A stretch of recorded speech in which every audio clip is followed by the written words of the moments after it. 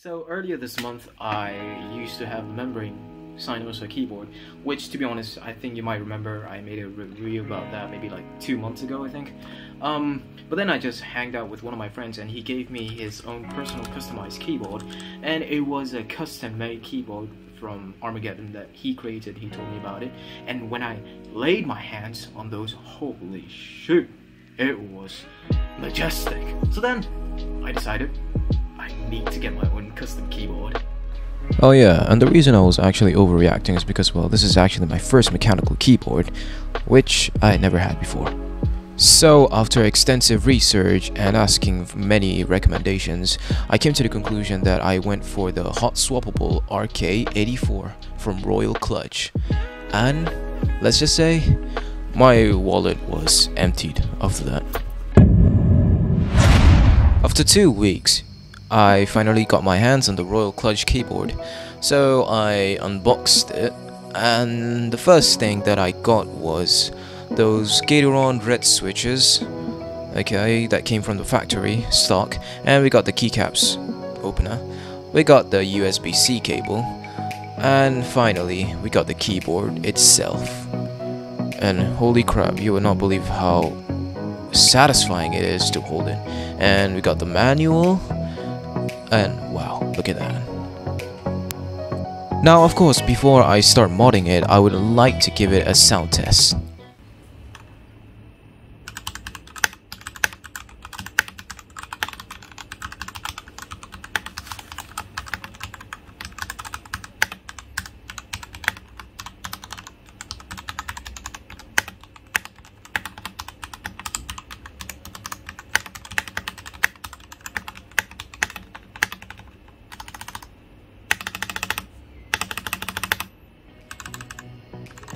And to be honest, even before modding, it sounded really great.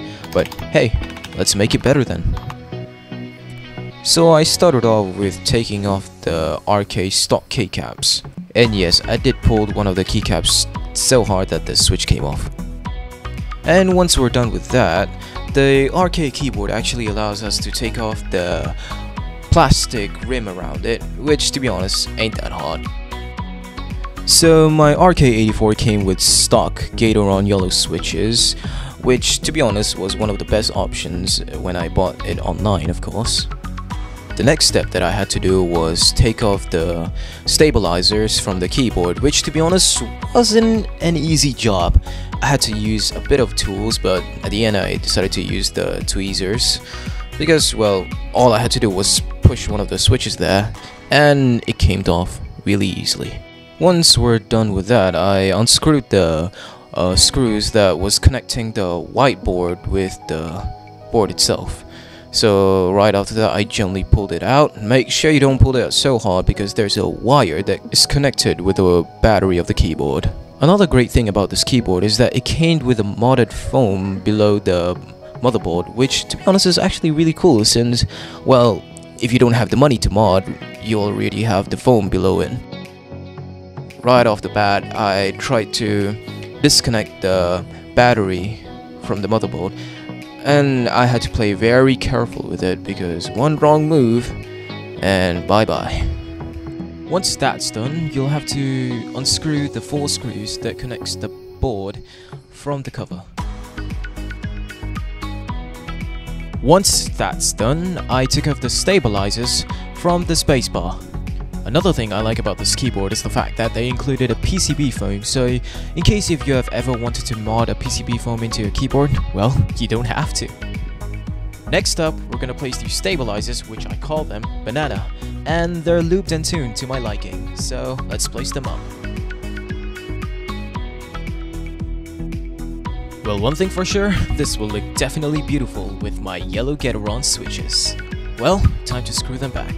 Despite having a foam already, I decided why not add another one, so I decided to measure, cut, and add onto it.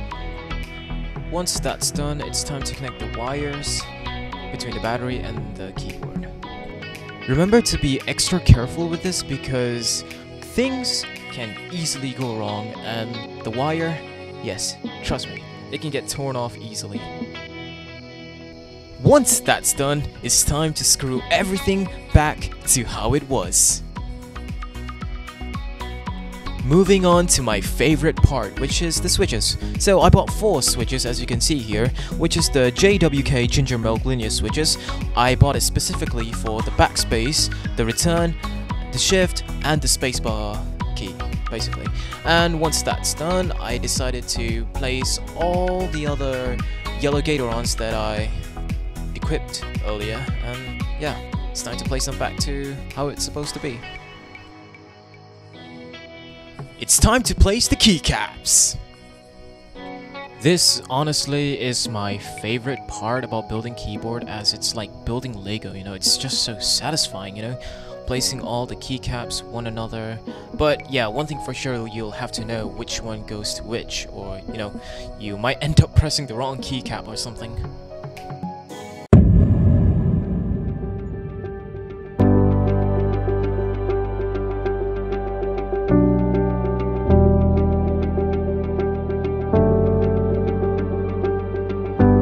Well, honestly, this looks hella beautiful and much more appealing, and I guess you guys want to know the sound test, so yeah, let's get straight to it.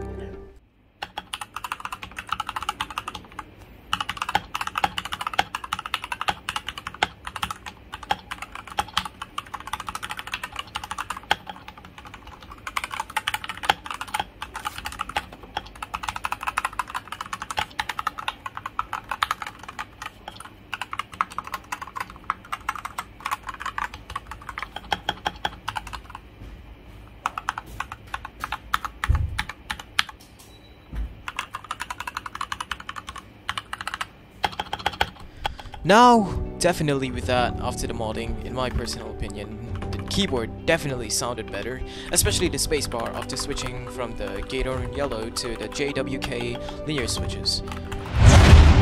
Now that's all from me today. Thank you so much for watching this video. I hope you guys enjoyed my new video, and yes, I look older and my keyboard looks different because number 1, I changed the keycaps, and number 2, I recorded this literally a month since my first clip because I was very busy with my personal stuff. So yeah, finally today I can finally record a conclusion to my keyboard, and yes, I could definitely say this keyboard is 100% your worth. RK84, you're amazing, man. Ow.